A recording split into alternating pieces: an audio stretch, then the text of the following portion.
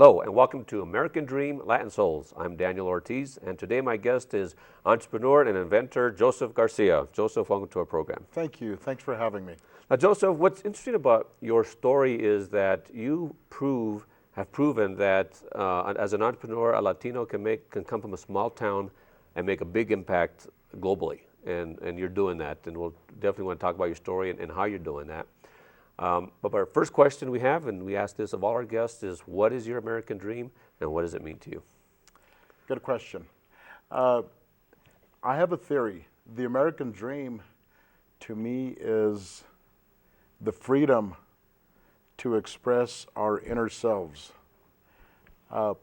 Happiness is the foremost thing that we should strive for, or that everybody wants. Mm-hmm. And in happiness is included love, etc., and success. So in order to achieve that, you have to do what you like, what makes you feel good. And having the freedom in America, that's what I classify the American dream as. It doesn't matter what kind of car I drive or how big my house is or whatever. It defines So it's defined by happiness. Person. It's defined by happiness, and thank God Almighty that we are in America and we can express and do what makes us happy. We can be creative.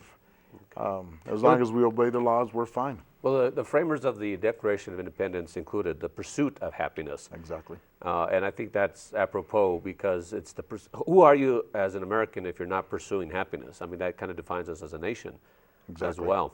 So you've taken the entrepreneur path as your path to happiness. Yes. Okay. All right. So you have a very interesting story. You are a serial entrepreneur. You've had several businesses that you've bought and sold. We'll talk about that.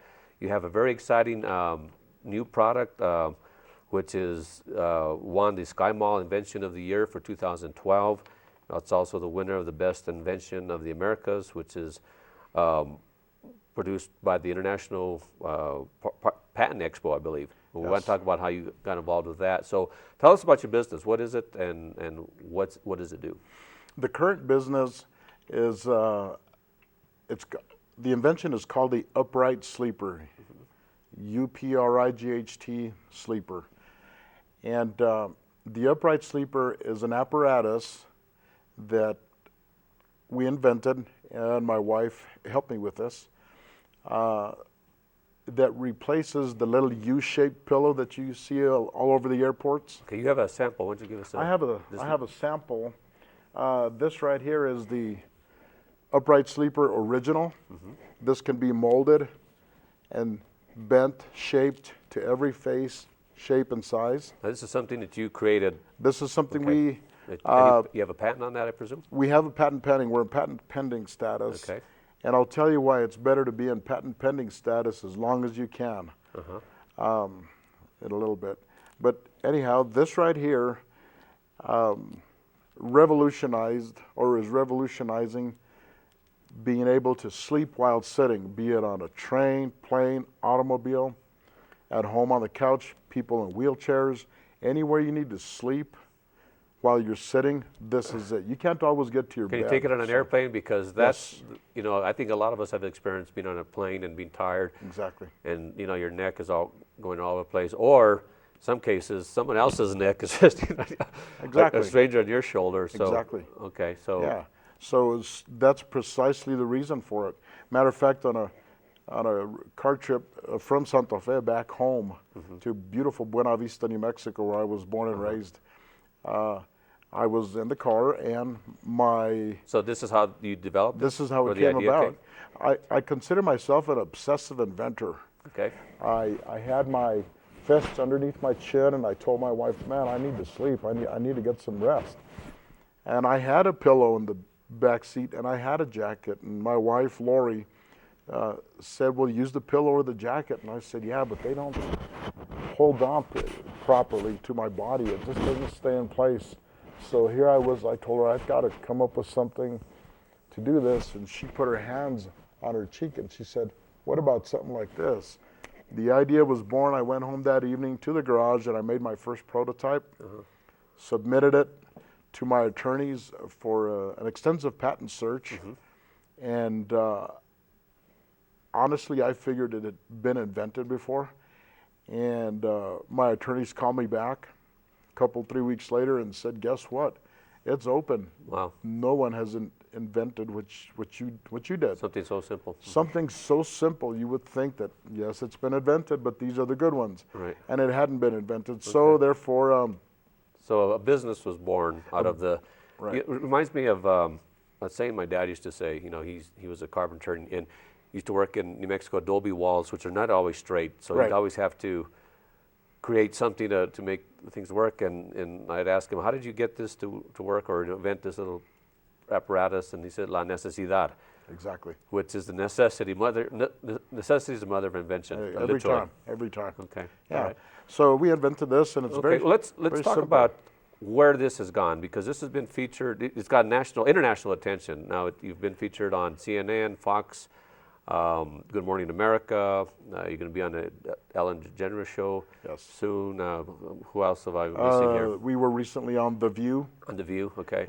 So you're from a small town, Buena Vista, New Mexico. Not a whole lot of people, even from New Mexico, know where Buena Vista, New Mexico is. So Correct. here's a young man from Buena Vista, New Mexico, and you're making a national splash, actually international splash, and you're doing it as an entrepreneur. And I think that's part of the entrepreneur path, is that you didn't let your surroundings limit your vision. Right. Okay. So we talk about where this has gone now, but tell me about you as an entrepreneur. What do you think there's a distinction between an entrepreneur and someone who has a 9-to-5 job? And if there is, what are the distinctions? Good question. And I've been asked that several times. My grandparents on both sides were all in business. On one side, one of my grandfather, my mother's father, and his family, they had thousands of sheep. And I would hang around my grandfather. I was one of the oldest grandchildren, and he taught me a lot. He taught me how to project how many lambs would be born that year, and the ratio of some passing on, how to prevent that, etc. He always carried a little paper and a little pencil, and he taught me math. Okay. And he taught me how to figure projections and how to make the most money. So he was money. in the business of ranching. He wasn't just a rancher. Right. He was in the business of ranching. Right. You know, I think at one time they had 5,000 head of sheep.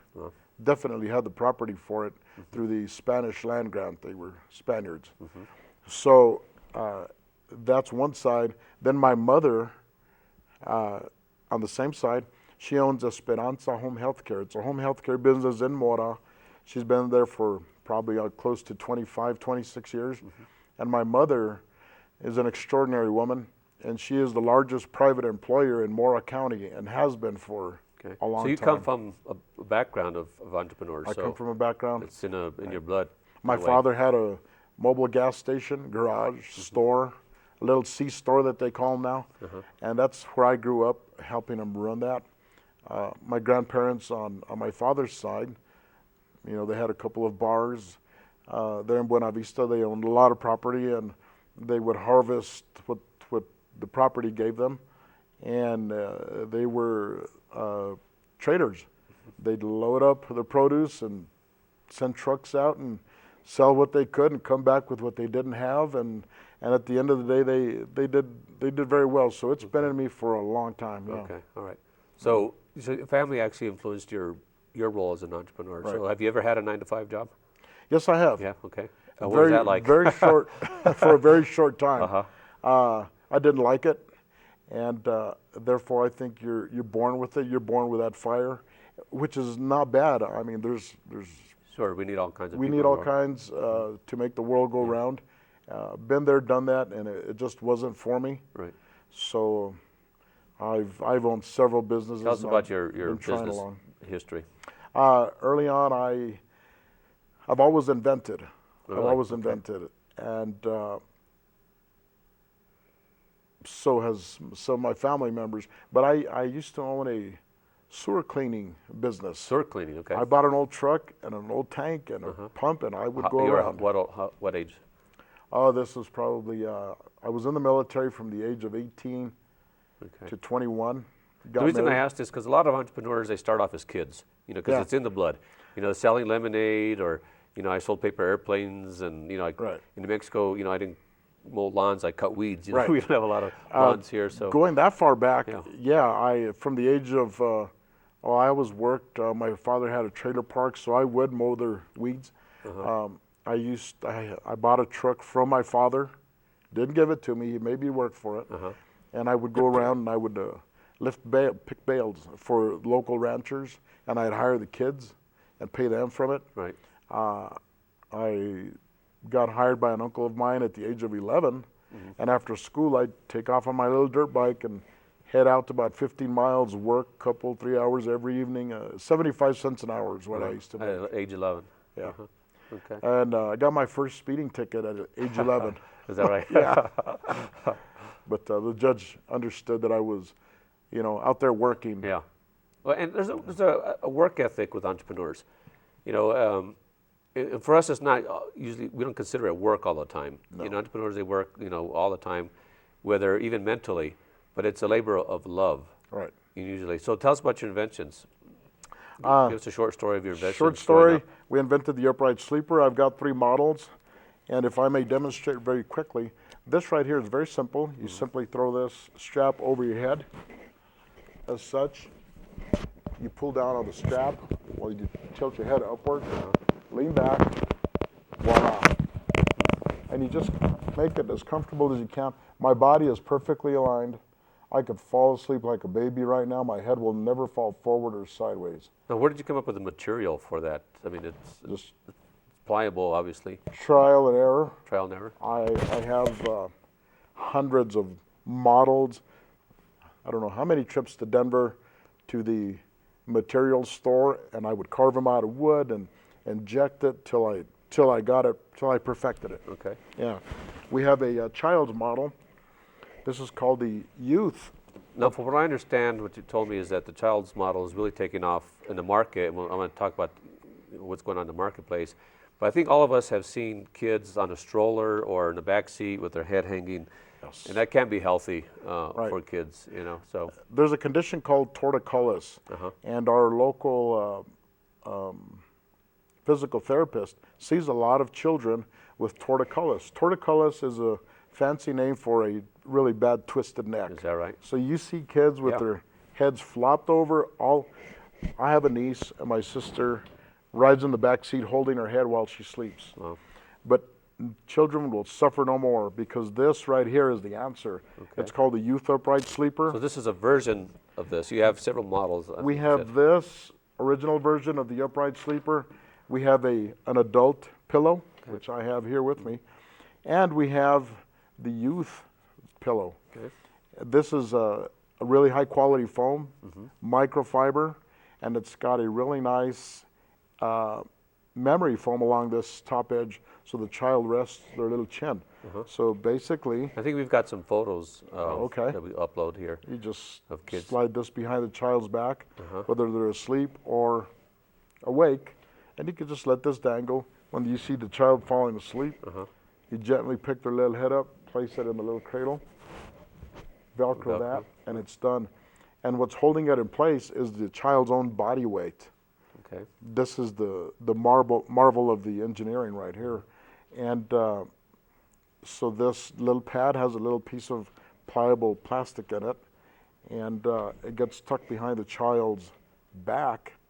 So therefore, if they're in a car seat and let's say the parent has to hit the brakes or swerves or whatever, this is not attached in any way, shape, or form to the child or to the car seat, therefore eliminating any possibility of the child getting injured because of this. Okay. It just comes loose instantly. So very simple idea, and this is, we think, the grand slam for the line of upright sleepers. Yeah. Okay. So let's talk about the journey, the entrepreneur journey. So you had an epiphany out of a necessity. Right. While driving in a vehicle, you were tired. And so how does one go from there to where you're at now? I actually recently opened a new business. the entrepreneur in me again. My wife says, don't you have enough to do? But my mind is so busy that I have. Well, entrepreneurs are creative. Right. That the entrepreneur mind are, and that's the distinction between a business owner, someone who runs a business, and someone who's an entrepreneur. Usually entrepreneurs are idea people, and they have an idea for a business, and once it's launched and taken off, then it's not to the next idea, because it's the idea and the creativity that really gets us energized. But I'm going to ask you, how did you go from the idea for this particular product to where it's at now? And then tell us about where it's at on the national, international level. I've actually been blessed with both talents, if you will, because I can create, but I can also do pretty good business, and I stay on top of it on the computer constantly, making connections and promoting it, all the way to QuickBooks and you know, everything that's needed. Right. P&L statements. So where has this pretty gone good at that. In the market? This is global now. Okay. It is now globally. Before I came to your show this morning, we shipped off about 60 of them to Japan, about 34 of them, I think there was, to Australia. My wife was finishing up all the ones in the United States. You manufacture these locally? We are going to start, for right now, we have a company in Albuquerque that does it, and we have some that are overseas, some of the parts. But we are bringing that home. So these are ordered online, or? You can order them online at uprightsleeper.com. Okay. And the demand is so massive that we are having we're running out of stock probably as of today, and April 1st is when the new shipments come in, and then we can distribute them. So do you plan to distribute just via the internet, or no, through stores? How do you want to? No, we're going to. I want to be in every C-store. I want to be in every airport. I want to be online, of course. We are going to contact the Target, Walmart, Walgreens, just global. We do have a deal with Kevin Harrington. He's one of the sharks on TV. Okay. I've met him before. This is the TV program Sharks? Right, okay. Shark Tank. Shark Tank, okay. And Kevin Harrington has one called Pitch Tank. And we met Kevin Harrington during the International New Patent Expo. And this original one sells for $39.99 because it's really expensive to manufacture. It's a high quality item, latex-free, antimicrobial, and wipeable. So he told me, if you can get a product, same function, at the $19.99 level, we're all over it. Well, we got to the $19.99 level with the adult and youth pillows, and Kevin Harrington is all over it. So we're on asseenontv.com as well. So that's another outlet. Kevin Harrington has shelf space in almost every store you walk into. It has the As Seen on TV rack, and that's where we're aiming to display. Well, the market potential is huge. I mean, just with the airlines alone. Airlines alone, there's 2 million people a day that fly. In the U.S. or worldwide? We're worldwide. 1.6 million actually read the SkyMall catalog from 15 to 18 minutes each. Is that right?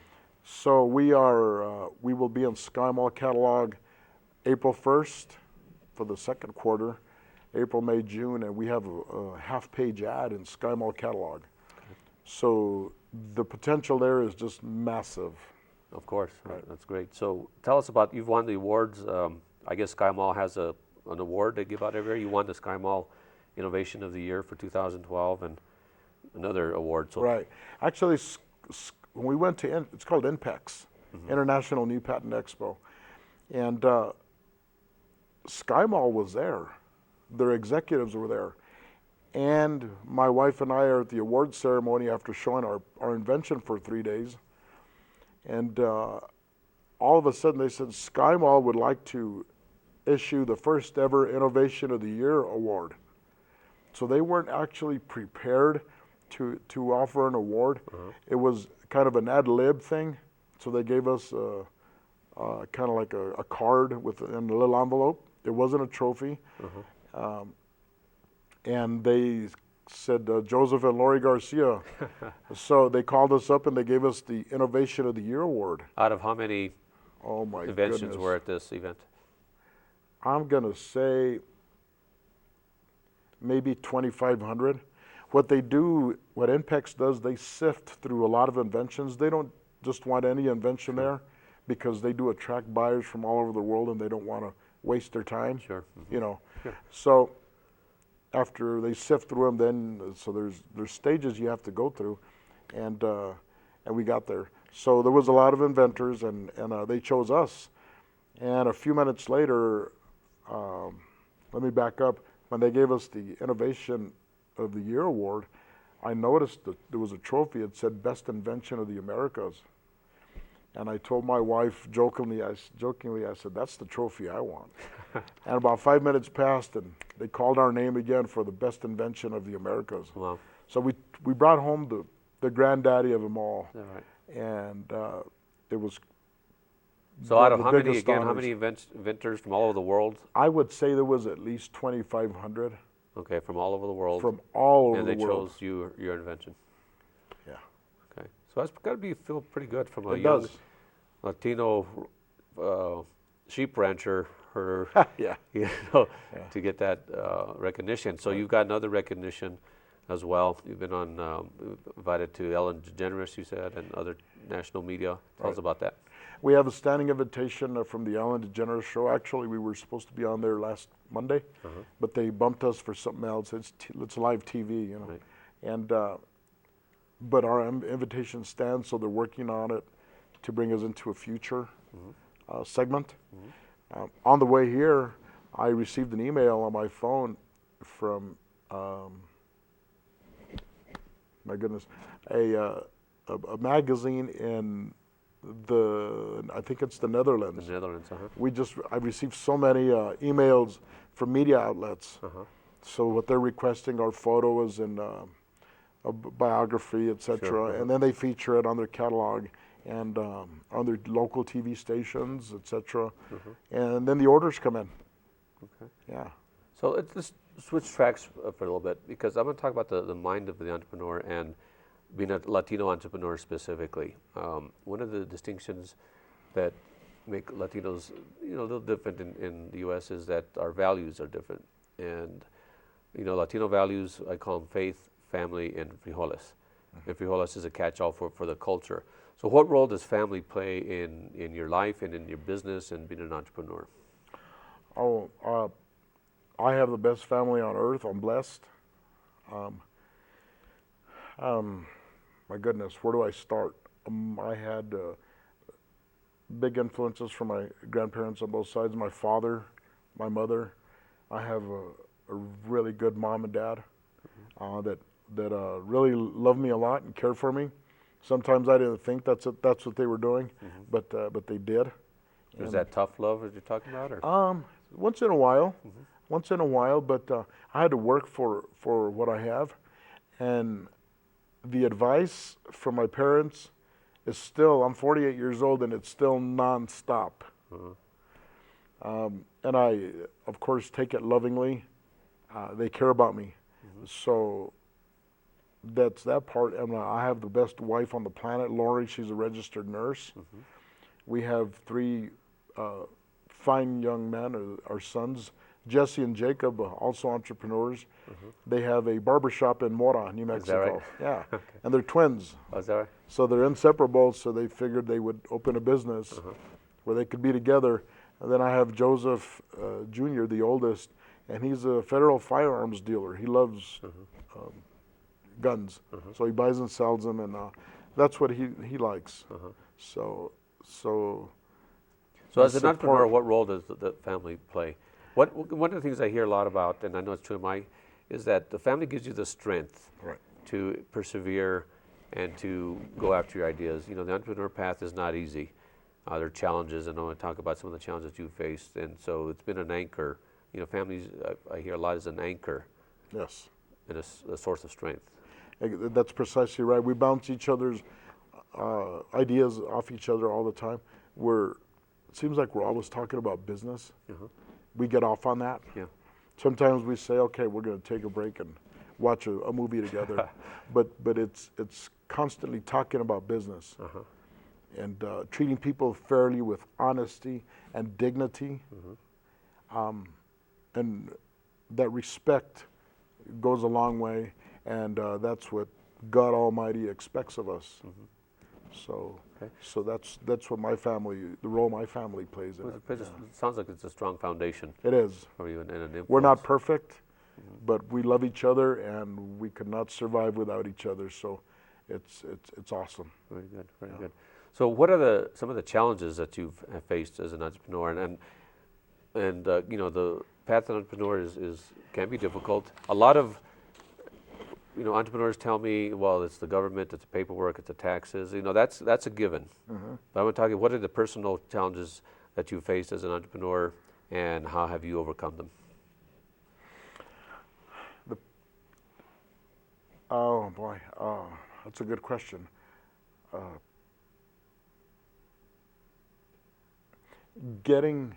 Being heard, getting people to say, hey, listen, check this out. I can help you. Matter of fact, I opened a new business yesterday. It's called the Inventor's Butler. And what I do is take an entrepreneur inventor by the hand, and I will show him how to get from A to Z within a short span and avoid all the pitfalls. So you're saying there's pitfalls? Oh my God, there's so many pitfalls. And 30 years plus gives me the knowledge. Right. Well, tell me some of the pitfalls that you've faced. Not being listened, not being heard. That's a big one, because especially with media today and with the internet, and people's attention spans are they say like the average website viewer is there like 2 seconds. If you don't catch someone's attention in 2.5 seconds, then they're gone. So, okay, so tell me about that. I would say the media, a lot of the times is very disrespectful. The media is very harsh. They care about them getting a cheap laugh or two, or using you or your product to make fun of for those few seconds. And they say there's no such thing as bad media attention. Bad publicity. Bad publicity, but there is. Sure. The media could destroy you within seconds. You see it in politicians. Some make human mistakes, it's just human. But the media just capitalizes on that. And it's changing a little bit, but the media has... So getting the attention, getting the attention. Good attention. I have encountered some standoffishness, if that's a word, from people that I've spoken to, presented to, being Spanish. I see that. They don't take you seriously? Well, is that it? Yeah, exactly. And that's a good way to put it. Something we don't talk a lot about on this program, being a Latino, and it is changing. But it is. I've even found that when you talk about a Hispanic or Latino in America, the first image comes to mind is illegal immigration. Right. And I'm sick and tired of talking about Hispanics in the context of illegal immigration. Well, we're not all illegal immigrants. A lot of us. The untold story is that we're entrepreneurs. Latinos are starting businesses at a rate nationally 4 times the population at large. Latinas, Hispanic women 6 times more likely to start a business. So I understand that. And then when you do talk about it in the context of business, I know my experience has been, they think small business. They think you're a gardener, you're a trades, or they don't think of us as inventors, as we are, of course. So So I've had to. So that perception is there. The perception is there, but changing. And at a slow rate. But hopefully, I've been able to knock down some walls because of my accolades. Persistence. I am very persistent, and. Well, that's something I want to talk about, and we got about a minute left. So, what advice would you give to anybody, entrepreneur out there, in 30 seconds or so, or someone who has an idea for invention, and what advice would you give? If the fire is not burning in your soul and your heart, red hot, to get this done and see it all the way through, you might as well forget about it. Because it takes a lot of energy. And if you don't have that, matter of fact, if somebody comes to me as the inventor's butler, that's my first question. If you don't have the fire in the belly, To I persevere. probably don't want to deal because we're going to waste each other's time. Okay. And you're going to think bad of me after because, Well, passion. So you got to have the passion. And that's another word for passion is the fire in the belly. so if you don't have that, the passion, the tenacity, the stick-to-itiveness, the devotion, Forget about it. forget about it. Okay. Yeah. Right. Good advice. Well, Joseph, I'm going to thank you for coming. I know you traveled quite a ways to be with us this morning. We wish you much success with your invention. I think it's something that's needed and it's going to actually help a lot of people, especially young children. So we wish you much success with that. Thank you very much. It's theuprightsleeper.com. And if there was a word greater than being grateful to you, I would use it.